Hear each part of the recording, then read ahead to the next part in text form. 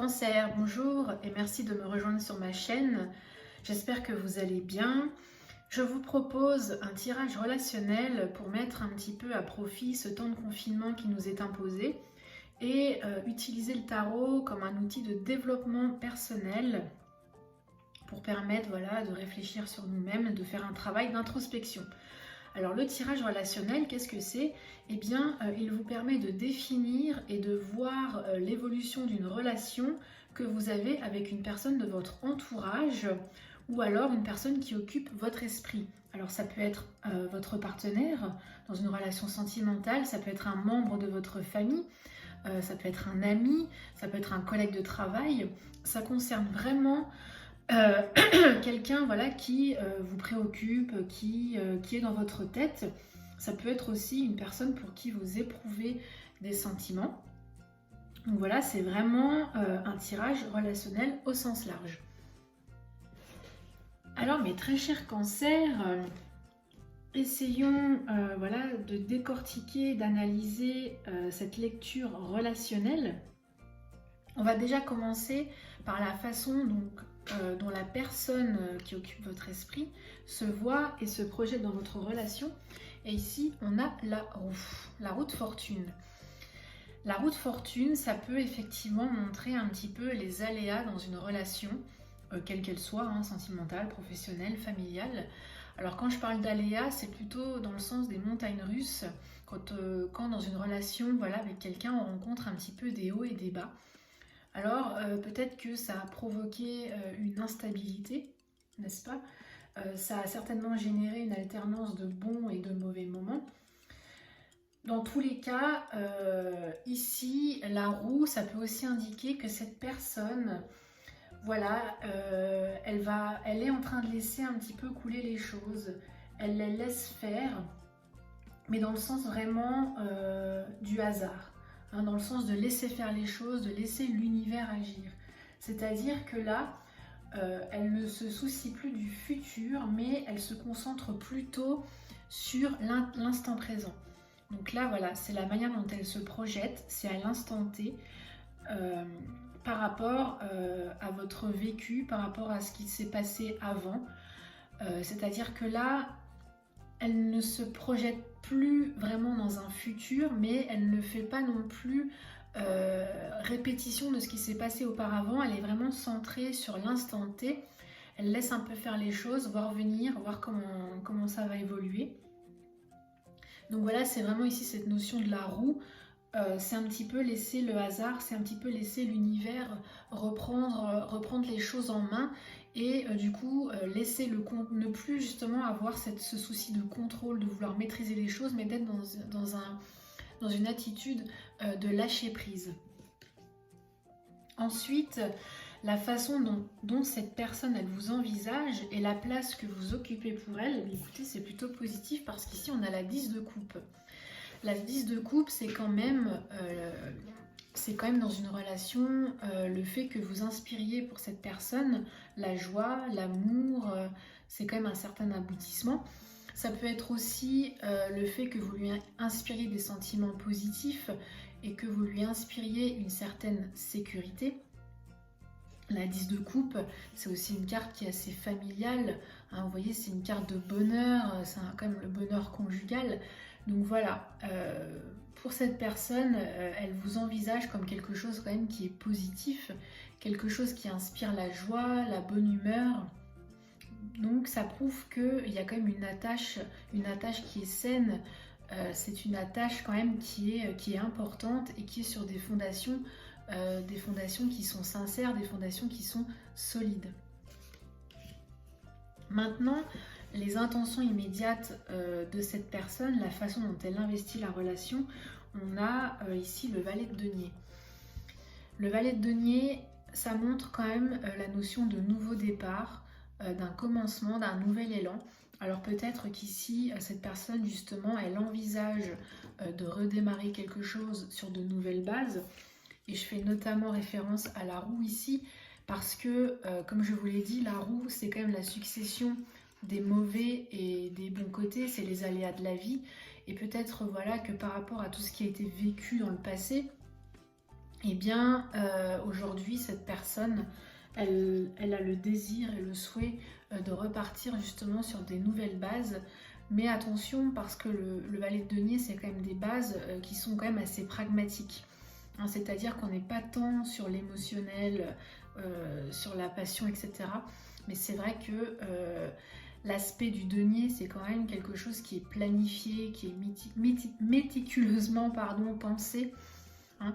Donc c'est-à-dire que là, ce nouveau départ, il est réfléchi. C'est pas quelque chose qui est spontané, pas quelque chose qui est pris sous le coup de la passion, le feu de la passion. C'est quelque chose voilà, qui est raisonné, quelque chose qui est réfléchi. C'est quand même une projection intelligente et voilà, qui est quand même dans un état d'esprit voilà, qui implique une certaine rigueur. Ensuite, ce que cette personne elle attend de vous et le rôle qu'elle aimerait vous voir tenir, eh bien on a le chariot. Le chariot, c'est une carte de mouvement, d'avancement, c'est-à-dire c'est le fait voilà, de foncer, d'aller de l'avant. Alors, est-ce que par rapport à votre relation concernant cette personne, il y a eu des blocages, des obstacles qui ont fait que vous avez été freiné dans votre élan? Eh bien aujourd'hui, voilà, ce que cette personne elle attend de vous, c'est que vous retrouviez cet élan, cette envie d'aller de l'avant, de retrouver un petit peu cette frénésie, ce mouvement. Le chariot, c'est aussi réussir à allier deux forces qui s'opposaient. Donc c'est ce que cette personne elle attend de vous. Peut-être que vous aviez deux forces contraires en vous. Alors je peux prendre un exemple. Dans une relation, on peut peut-être avoir cette envie de partir ou de rester. Il y a peut-être des dualités, il y a peut-être des choses qui s'opposent. Et bien voilà, aujourd'hui, le souhait de cette personne, c'est de vous voir réussir à réunir, à trouver une solution pour allier ces deux forces opposées et aller vers une seule et même direction. Maintenant, en opposition, ce que cette personne elle redoute de vivre avec vous, le type de relation qui ne lui conviendrait pas, c'est une fois de plus les deniers et notamment la reine de denier. La reine de denier dans le tarot, c'est une reine qui est protectrice, qui est sécuritaire et qui essaye vraiment de mettre tout en œuvre pour pallier aux besoins de sa famille. Donc c'est quand même une reine, voilà, c'est une femme qui est travailleuse, qui va vraiment être sur tous les fronts, qui va mener toutes les batailles pour pouvoir subvenir aux besoins et à la sécurité et au confort des siens, de sa famille, de son entourage. Et justement, peut-être que cette personne elle redoute ici, c'est que vous soyez trop protecteur, trop sécuritaire, que vous soyez sur tous les fronts, que vous assumiez peut-être trop de tâches dans la relation, que vous soyez trop présente. Et ça impliquerait ici que vous devriez reprendre votre place, votre position, et ne pas forcément trop empiéter par rapport au rôle que vous devriez avoir. Et c'est un petit peu voilà ce que cette personne redoute, c'est que vous soyez trop protecteur, peut-être trop sur son dos, que vous soyez voilà, trop à mener des batailles. Alors forcément, quand on mène trop de batailles, eh bien, on est plus présent pour l'autre, on a beaucoup moins de présence, hein, on peut beaucoup moins assumer les choses. Ou alors il y a aussi l'autre revers de médaille, c'est que quand on est sur tous les fronts, on a tendance un petit peu à mettre l'autre de côté, à le déresponsabiliser en quelque sorte et prendre tout sur ses épaules. Alors que dans un couple, voilà, il faut partager, il faut que les deux soient à égalité et que chacun ait autant de responsabilités que l'autre. Donc voilà, ici il y a un petit peu les deux versants, c'est-à-dire soit vous êtes sur tous les fronts et vous n'êtes plus assez disponible pour l'autre, ou à l'inverse, vous êtes trop protecteur, trop sécuritaire. Donc là, il faut trouver un juste milieu, que chacun garde sa position et que chacun soit là pour donner et recevoir, mais vraiment dans une notion d'équilibre. Et puis pour finir, on a le projet que cette personne a avec vous et comment cette personne imagine la relation sur le long terme. Et on a la carte du monde. Voilà, la carte du monde, c'est quand même plutôt positif. Alors déjà, le monde, c'est quand même l'accomplissement. C'est-à-dire que c'est l'accomplissement par rapport à tout ce qu'on a vécu, par rapport à toutes les expériences, qu'elles soient bonnes ou mauvaises. C'est la finalité. Hein, c'est un petit peu comme une femme qui attend un enfant. Il y a 9 mois de grossesse et à la fin, l'enfant naît, c'est la naissance, c'est la finalité. Bien ici, c'est la même notion. C'est arriver à l'accomplissement d'une chose. Voilà, donc c'est plutôt quand même une notion de réussite. Et puis aussi, vous voyez, on a sur cette carte le personnage qui est au centre. Donc ça montre bien ce désir de retrouver une unité, de retrouver sa position par rapport à la relation. Ça me fait un petit peu penser à la reine de denier. Voilà, chacun retrouve son rôle, chacun retrouve sa position, mais la position qu'il attend, la position qui lui correspond, qui correspond à ses valeurs, qui correspond à sa manière de voir les choses, à sa manière de concevoir une relation. C'est vraiment ici ce que cette carte elle veut dire, et c'est vraiment comment cette personne imagine la relation sur le long terme, c'est que chacun puisse reprendre sa position et celle qui lui correspond et qui lui apportera la satisfaction. Pour finir, je vous propose de découvrir ensemble les cartes qui seront analysées et détaillées dans l'extension pour permettre d'apporter un approfondissement à cette lecture de base. Alors donc concernant la façon dont la personne envisage la relation, dont elle se projette, on avait donc la roue de fortune et on a le pendu et le roi d'épée. D'accord. Hop. Ok, on verra ça ensemble, ça me semble plutôt cohérent. Ensuite, on avait la façon dont il vous voit, dont il vous envisage. On avait donc ici une très belle carte, la 10 de coupe. Et donc on a la 9 de bâton qui l'accompagne. C'est très intriguant ça. Ok. Par rapport à ses intentions immédiates, comme je vous l'avais dit, avec ici le valet de denier, un départ qui est planifié, pragmatique, on a la 6 d'épée. Eh oui. Donc là, il y a quand même un rapport avec le passé. Hein. Il y a un lourd passif, il y a un bagage du passé ici qui est important et dont il va falloir se séparer. Ce qu'il attend, ce que cette personne, attend de vous.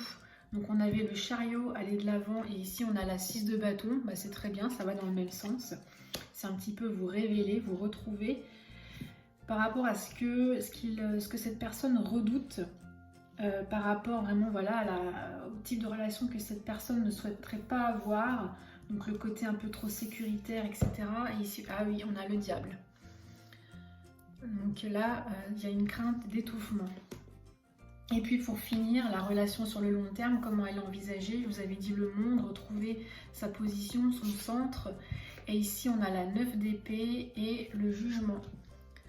Donc là, c'est plutôt pas mal. Je pense que c'est le genre de relation qui a connu des obstacles, mais qui est en train d'évoluer, vers quelque chose de positif. C'est-à-dire que là, la sensation que cette personne est en train de tourner la page, que vous tournez la page tous les deux, et que vous allez vraiment passer à quelque chose de nouveau et beaucoup plus prometteur. Voilà. Bien écoutez, pour ceux qui sont intéressés, je vous retrouve tout de suite sur l'extension vidéo. Pour les autres, je vous retrouve le mois prochain pour une nouvelle lecture intuitive.